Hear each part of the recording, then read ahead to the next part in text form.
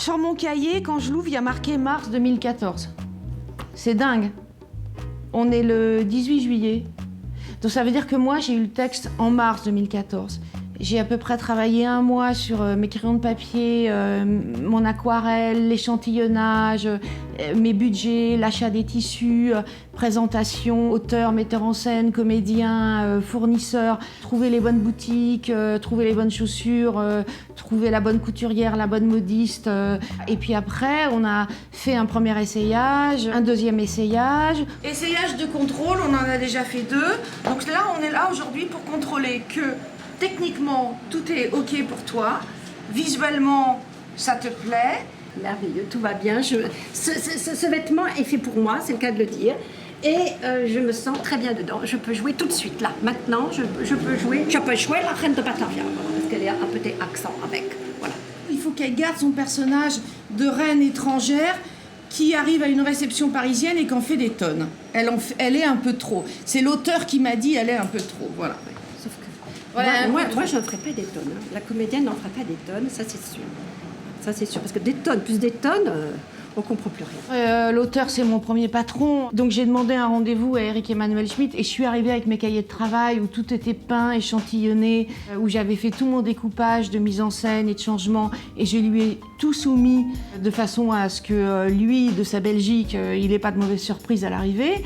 J'ai fait la même chose avec Steve Sussa, le metteur en scène. Après, j'ai montré aux comédiens un par un leurs costumes et les costumes de leurs partenaires pour que aussi eux, ils aient dans la tête un petit peu ce qui allait leur arriver.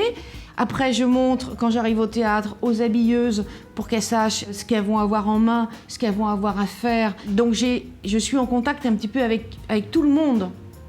Agnès Rose qui nous fait nos chapeaux et qui sait faire des chapeaux qui ne donnent pas la migraine aux comédiennes et dont on voit le regard. Donc les éclairagistes sont contents aussi. Ah, parce que sinon, je me fais engueuler. Des Feydeau, j'en ai fait et j'en ai fait et j'en ai fait. Je sais que Feydeau travaille sur les codes. Parce que chaque personnage a son code couleur. Et comme c'est une adaptation et une réécriture du monde à la Feydeau, dans toutes ses pièces, il y a toujours eu les Parisiens, les provinciaux, les étrangers.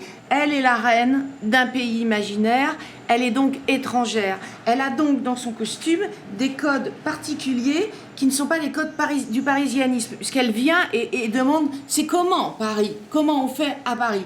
Donc on a utilisé un tissu introuvable qui vient de Londres et qui est un imprimé alors que les Parisiens utilisent de l'uni, avec des couleurs très codées, un peu Reine Elisabeth. Voilà, à l'hippodrome d'Auteuil, il n'y a aucun problème. Voilà. Non, mais c'est... Donc c'est en fait du contemporain, parce qu'on n'a pas monté Feydeau dans son époque, mais c'est un contemporain théâtralisé, réinventé, avec des anachronismes, avec l'air du temps, avec des images qu'on connaît. Voilà, c'est de la pure invention. C'est de la pure invention. Chaque entrée dévoile le personnage, d'où il vient, qui il est. Donc chacun a sa couleur, sa matière, son petit plus, son accessoire. La spécificité de Feydeau, c'est qu'il fait que ces personnages en scène ne se présentent jamais. En revanche, moi, je fais en sorte de faire un travail, disons, sur l'inconscient pour le public, pour que lui, le public, repère qui est qui. Donc c'est à moi, en tant que costumière, de faire ce travail de lecture immédiate pour qu'on ait les codes et que du début à la fin, dans la rapidité de l'écriture et du jeu, le costume soit un langage et une explication à l'inexplicable. Donc ça, c'est sa robe de réception. Alors, elle est rouge pour une bonne et simple raison, c'est que dans le texte d'Eric Emmanuel Schmitt, à l'acte 1, elle demande à la môme crevette « Qu'est-ce que je dois mettre comme robe ?» Et la môme crevette lui dit « Mettez du rouge, ça éblouit. » Donc, en suivant les indications de l'auteur, elle met donc la robe rouge. Et on verra quelle. Enfin. Ouais, enfin. Non. C'est sympa pour les autres, ça. Ça veut dire qu'à partir de maintenant, le costume, il est sous housse. Dans 10 jours, il est livré au théâtre et il va rentrer en scène avec les acteurs, présenté dans son ensemble au metteur en scène, à l'auteur qui verra enfin l'arrivée de ce qu'il avait vu sur papier. Et puis, après, il y a toutes ces répétitions parce que le costume a aussi besoin de répéter, il n'y a pas que l'acteur, le costume aussi, il a besoin de voir s'il craque, s'il transpire, s'il tient la route, s'il se change assez vite. Et tout ça va nous mener tout l'été jusqu'au 22 août, date de la première au théâtre Rive Gauche. Là, normalement, c'est calé. Bon, non mais c'est magnifique. C'est très réussi, merci à tous. Oui. I was a wanderer.